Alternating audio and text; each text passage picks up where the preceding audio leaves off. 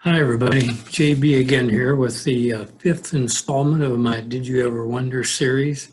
Today's episode isn't a question mark. It says these are some interesting, hopefully, images from the Square book. Back in 2015, I started helping Tony Wapple after bugging him for years to do the book on the Square. We started working in 2015 and the book came out in 2017. You might also like to see Tony's books, Once Upon Dixon and On the Avenue, which is Highway 71B, the history of that. Anyway, today I want to show you some images from the past, some of these pictures from the book. Hopefully you will like them.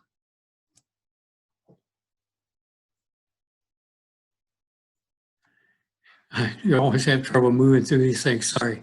Okay, the first one I wanted to show you here, and first of all, I want to point out the numbers that are on these slides, the 150 here in this, for example. That's the number of the picture in the Square book itself. And this picture is about, it's either 1869 or 1870. I think we think it's 1869 of the east side of the Square. Bear in mind in this picture that this is only 4 years after the Civil War, and Fayetteville, the Square and environs had been burned to the ground. So this is the town trying to bring itself back to life.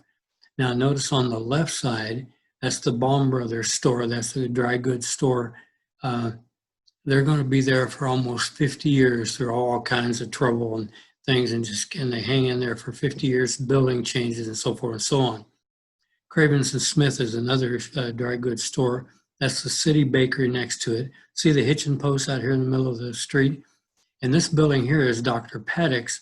And if you've ever read our history books, that corner is called Paddock's Corner, because this is East Avenue running here, north-south, and this is Mountain, East Mountain going this way. And the fuzzy stuff in the background, that's East Mountain, what we call Mount Sequoia. Now, over the course of our history, there were very few Black-owned businesses on the Square.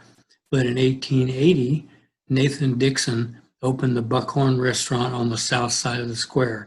And you can read some of this stuff, but let me read you the little parts that are so hard to read there. It says, Nathan says he wishes to notify his patrons and the public generally that on the 25th of December, the big letters, he will make a great many improvements in his restaurant and will be able to furnish any and all kinds of meals at reasonable rates, from a 10-cent lunch to a 50-cent regular dinner. Everything will be kept neat and orderly, and the meals will be prepared according to the most approved style of cookery. Call and see me. And the corner's some illegible stuff. I could not make that out. But anyway, this is a really cool one. Mr. Dixon, he didn't last very long. And I'll never forget his quote when he went out of business. He said, "My friends and family ate me out of house and home." But he gave it a shot. And for just a moment, I want to show you, jump out of the sequence. This is a photographic rendering of the south side of the Square in 1938. You can see still the Royal Building and the Penny's Building are still there. This is Tiny Tim's, and this is West Mountain Brewery. And the one on the far left is still there, the Stone Building. All these other buildings are taken out. And in the middle here, you probably can't see it, but it says Cafe right there. And that's probably really close to where Mr. Dixon's Buckhorn Restaurant was. Here's a great picture from 1906 of the west side of the Square. There's so many things going on here. I can't cover everything, but this building over here is about where the Fayetteville Visitor Center is, just a little bit down. That was the Live and Let Live drugstore, A.C. McAdams. I'll mention him again in a minute. You can see a photographic studio there, Dunlap Studio. And right here, you can't see that, but that little area right in there, if you can see my cursor, that's the original site, and it is at that time, that's a Geisinger's music store. Next to it is Price Patton, and this is actually the first iteration of Campbell Bell. And all the way down here, that's the Mrs. Young building, which is still there. Notice on the corner, we don't have the Bank of Fayetteville building yet, the old Lewis Brothers building. It's not built yet. And there's the Easton building. Now this is Block Avenue. And then here's the First National Bank, which is being renovated right now and very close to being done. I love this picture. There's a lot going on there that we can still relate to. This one was from 1892, the northeast corner of the Square. There's some items I want to point out here. This building on the right here, This was the original Stone building, Stephen K. Stone. Over here on the left where it says Democrat, that was a Democrat printing and publishing. That's where Continuing Ed is today. So this is East Center Street. And if you look down in that haze, you can just barely see the haze. That's where the Ozark Theater would be, but it's not going to be there for another dozen years. That's Albert Burns Planing Mill. Mr. Burns built the city of Fayetteville between 1885 to the early part of the 20th century, built something like 300 or 400 structures in town. What I wanted to point out though, notice that great big building in the center of East Street. That's the Van Winkle Hotel, this one. That's the Van Winkle Hotel. It was a magnificent structure from the early 80s to the early 1900s. And it's just, you seldom see pictures of it, and that's why I always like to point it out. Okay, and then this is the last picture I want to show you. This is, I don't know why, but this is my favorite picture maybe of all time of Fayetteville. This is from the east side of the square. Again, I've taken us all the way around. We're back on the east side. This is in 1925. This is the Fayetteville Drug here.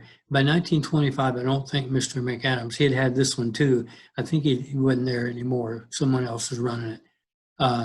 This taller building here, the light color one, that's E.B. Harrison's building. And notice this building has been changed, but it still says bombs up there. So even they've been gone for like 10 years and it still has their emblem up there. The reason I love this photo so much, to be honest with you, is notice, see this little theater here with the cute little marquee, little lights hanging down? That's the Victory Theater. E.C. Robertson brought it in right after the World War I, of course. And what's fun here for me is I can read that marquee. If you blow it up, you can read it. It says, today, Clara Bow, she was the original It girl. Some of you might remember that. And it says, in my lady's lips. And that was released July 1st, 1925. So this is how we can pinpoint when this photo is. This is probably within 1 or 2 months of that. So I'd guess this is probably September of 1925. And I wanted to keep it nice and short today. Those were my, hopefully you enjoyed those images from the Square book. I want to try to keep this short. I'm gonna stop this series now with 5 of these episodes. I'm gonna sit back and kind of reevaluate and see whether I'm interested or other people are interested in me doing any more of these little things. I realize production values are not exactly world class, but it's the best I can do. And I've had a lot of fun doing it, and we'll just see what happens from here on. In the meantime, we're still on the dad blame I almost swore that time, the dad blame pandemic. And so everyone, please be safe and healthy. And I'll see you all again soon. Talk to you later. Bye-bye.